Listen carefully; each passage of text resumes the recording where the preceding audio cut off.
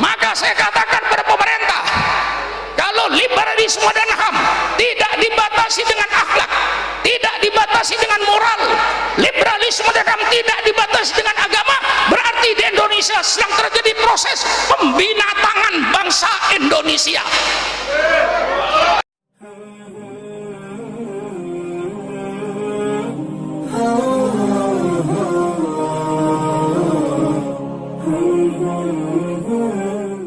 Dan ini saya buktikan malam ini. Ini bukan pidatonya orang 81 tahun Pak Kiai. Ini pidatonya orang umur 18. Karena saya ingin menjaga Islam ini yang sekarang mau dirusak. Faham-faham dari barat, peradaban barat masuk ke Indonesia. Di antaranya apa? Liberalisme dan HAM. Saya nyatakan liberalisme dan HAM, kebebasan adalah asasi manusia, bertentangan dengan ajaran Islam. Syukuran makmun diciptakan oleh Allah bukan untuk semau gue. Apa semau gue itu, Bu? Hah? Nggak ngerti ya? Syukuran makmun diciptakan oleh Allah bukan untuk sakarpi dewe. Syukuran makmun diciptakan oleh Allah bukan untuk semaunya sendiri. Allah ciptakan syukuran makmun untuk menjalankan perintah Allah. Allah ciptakan syukuran makmun untuk menjauhi larangan Allah, bukan untuk semau gue, bukan untuk sakarbi dewe, bukan untuk semau-maunya. Bagaimana jelas ini? Jelas ini? Mengapa Barat itu berfaham liberalisme? Saya tahu. Barat berfaham liberalisme, sebagian mereka saya tahu, karena mereka trauma terhadap agamanya. Mereka ingin membebaskan diri daripada agama, sehingga seorang tokoh liberalisme dari Amerika Serikat, dia berkata liberalisme dan HAM tujuannya untuk membebaskan manusia dari asuhan agama, karena agama dianggap membelenggu, agama dianggap membatasi kebebasan. Ini haram, ini haram, ini haram, ini wajib, ini harus agama membelenggu kebebasan manusia. Mereka ingin bebas dari asuhan agama. Timbullah faham liberalisme dan HAM di Barat itu yang sekarang diekspor ke Indonesia. Bagaimana? Saya jelaskan ini. Dan yang berkata orang liberalisme sendiri bahwa liberalisme dan HAM tujuannya untuk membebaskan manusia dari asuhan agama. Kalau manusia bebas dari asuhan agama, berarti binatang. Betul apa tidak? Hanya binatang yang tidak ada agama. Maka sekarang di Barat apa yang terjadi, Pak RW? Berzina bukan lagi pidana. Berzina asal mau sama mau, persilakan, halal. Itu di Barat. Sekarang kawin sejenis dibenarkan dan disahkan. Padahal dalam kitab Injil mereka, dalam kitab Bible mereka, kawin sejenis itu barang yang terkutuk. Karena mereka ingin bebas daripada ajaran agamanya. Homoseks bebas, berzina bebas, mabuk-mabukan bebas, berjudi bebas. Maka saya katakan pada pemerintah, kalau liberalisme dan HAM tidak dibatasi dengan akhlak, tidak dibatasi dengan moral, liberalisme dan HAM tidak dibatasi dengan agama, berarti di Indonesia sedang terjadi proses pembinatangan bangsa Indonesia. Bagaimana kira-kira radikal apa benar Pak RW? Hah? Radikal. Saya ini nggak takut dikatakan radikal. Cuman saya mau lihat siapa yang berkata syukuran makmun radikal. Kalau saya berkata perbuatan berzina itu perbuatan yang terkutuk di dunia, oleh Allah sudah dikasih laknat. Laknat apa? Penyakit AIDS dan penyakit HIV. Ketika penyakit AIDS dan penyakit HIV diketahui oleh dokter pada tahun 1976, Perserikatan Bangsa-Bangsa melalui WHO, World Health Organization, dia mengumpulkan semua dokter sedunia supaya menyelidiki dari mana penyakit itu sebabnya. Semua dokter sedunia tidak ada perbedaan bahwa penyakit itu sebabnya karena perzinaan dan karena pelacuran, tidak ada sebab lain. Dan menularnya pun karena perzinaan dan pelacuran, tidak ada sebab lain menularnya. Ini keputusan PBB, Perserikatan Bangsa-Bangsa. Maka pemerintah ingin membebaskan manusia Indonesia, ingin membebaskan anak bangsa dari penyakit AIDS.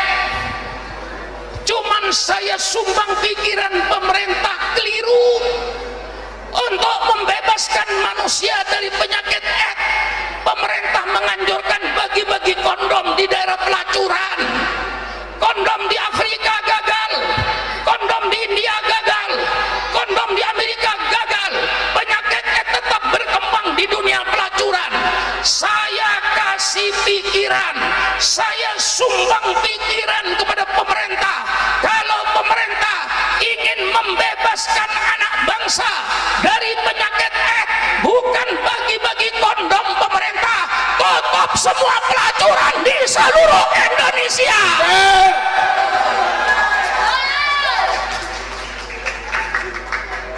Ini pidato 81 tahun apa 18 Pak RW? Lah iya, karena saya cinta negara. Sukron Makmun warga negara Republik Indonesia. Bolehkah Sukron Makmun menyumbangkan pikiran terbaiknya untuk negara? Boleh apa tidak? Sukron Makmun warga negara Republik Indonesia. Saya punya hak dan punya kewajiban untuk menyumbangkan pikiran terbaik untuk negara dan bangsa. Betul apa tidak? Maka saya sumbangkan pikiran saya pada pemerintah. Kalau pemerintah ingin menyelamatkan anak bangsa dari penyakit AIDS, bukan bagi-bagi kondom pemerintah, tutup semua pelacuran di seluruh Indonesia.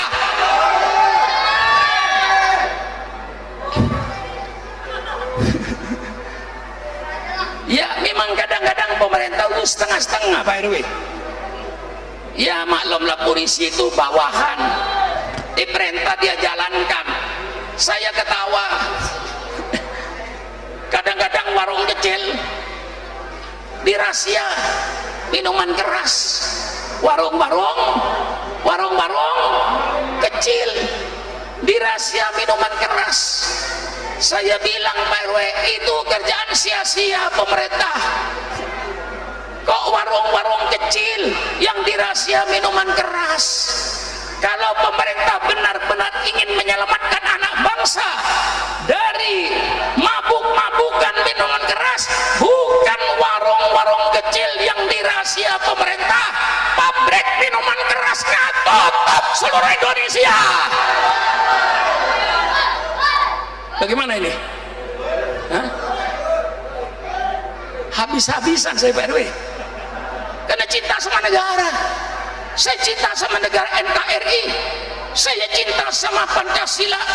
Saya cinta sama Undang-Undang Dasar 45.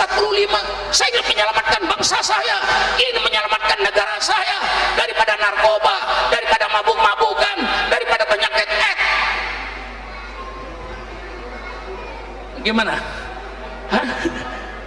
Maka Islam ini datang sempurna, tidak ada yang tidak dibicarakan oleh Islam. Maka saya fanatik dengan Islam, terus terang saja saya hormat kepada umat yang di luar Islam. Saya siap hidup damai dan rukun dengan umat di luar Islam, tetapi saya fanatik terhadap Islam. Bahwa Islam satu-satunya agama yang sempurna yang diturunkan oleh Allah. Saya bisa menunjukkan kesempurnaan Al-Quran. Al-Quran bicara soal rumah tangga, tentang suami, tentang istri, tentang anak pembantu, supaya mereka berakhlak Al-Quran. Islam mengatur WC, sampai WC diatur oleh Islam. Bagaimana masuk WC dengan kaki kiri? Sebelum masuk baca doa, Allahumma inni a'udzubika minal khubuthi wal khaba'is. Kemudian dituntaskan najisnya keluar. Setelah itu bersuci, hilangkan baunya. Kalau najis itu berbau, hilangkan rasanya. Kalau najis itu ada rasanya, seperti daging babi dan alkohol. Hilangkan warnanya kalau najis itu berwarna. Subhanallah, mana ada peraturan pembersihan yang seperti Islam. Bersih itu belum tentu suci, tapi suci pasti bersih. Supaya sucikan najis itu. Kalau najis berbau, hilangkan baunya. Kalau najis itu berwarna, hilangkan warnanya. Kalau najis itu ada rasanya, hilangkan rasanya, seperti alkohol dan daging babi.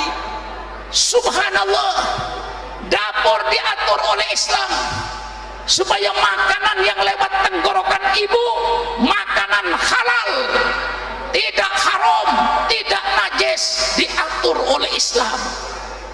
Begitu mau makan diatur oleh Islam. Bu,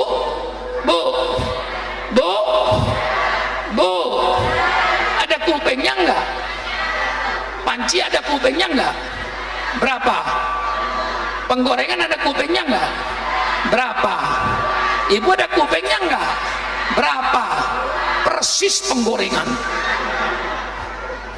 Mau marah? Mau marah? Kan ibu yang menjawab tadi.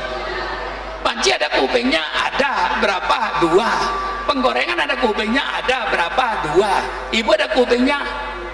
Ada. Berapa? Sama kan? Sama? Tidak sama Pak Kiai. Kalau kuping panci untuk pegangan Pak Kiai, kuping penggorengan untuk pegangan Pak Kiai. Kalau kuping saya Pak Kiai untuk mendengarkan nasihat. Kalau kupingnya tidak dipergunakan untuk mendengarkan nasihat, berarti sama dengan kuping panci. Kuping orang apa kuping panci? Kuping orang apa kuping panci? Kalau kuping orang saya terusin. Kalau kuping panci saya berhenti. Untuk apa pidato di depan kuping-kuping panci? Kuping orang apa kuping panci? Pasang kupingmu, dengarkan nasihat saya ini. Jarang ketemu dengan saya, betul apa tidak? Betul apa tidak?